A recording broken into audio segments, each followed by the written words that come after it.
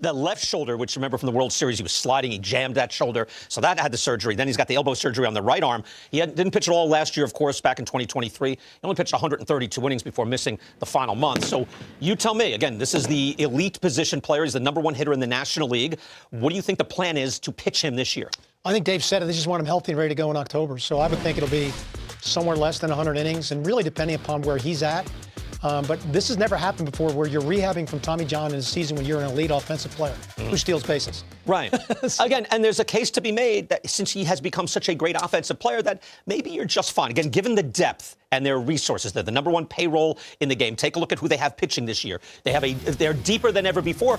They don't need to push him to pitch, right? They don't for me. Well, you and I have talked about this. I love him as an offensive player, but he's going to do it because he's determined to do it.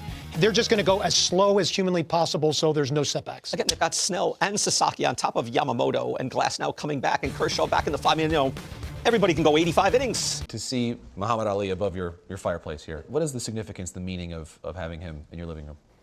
Fortunately, I got to know him, crazy story how I got to know him, but I always admired him. I felt like he had done so much for sports, so much for media. I asked him one time at a banquet, I said, "Champ, like, why did you just start like bragging and talking and, just running your mouth and all that kind of stuff? Were you always like that?" He leaned over and he said, "I was scared to death." He was. That's what he said. He said, "I was scared to death." And that just came out. To hear Muhammad Ali say that he was scared. Yeah, awesome. That, in some way, gives all people everywhere, no question, the grace to be scared, right? Exactly, because we all are. Who we kidding? You know what I mean? Who are we kidding? Fear is part of it. You know what I mean? If you learn to use it like fire, you can do a lot of great things. If you don't learn to use it, it can burn your house down and destroy you. So, he taught me a lot. Just by that type of thing, leaned over, real silent. I was scared to death.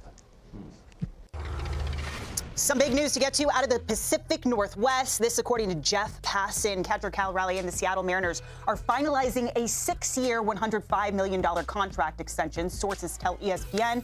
Deal starts this season and buys out 3 years of free agency, a huge deal to keep a franchise catcher in Seattle. And Raleigh, he won the Gold Glove and Platinum Glove awards this season. That now makes him the 3rd highest paid catcher in Major League Baseball. And you look at it right there, the most home runs by a catcher since the start of the 2022 season. It is Cal. Now, he avoids arbitration. He also led the M's in homers, RBIs, and walks this last season.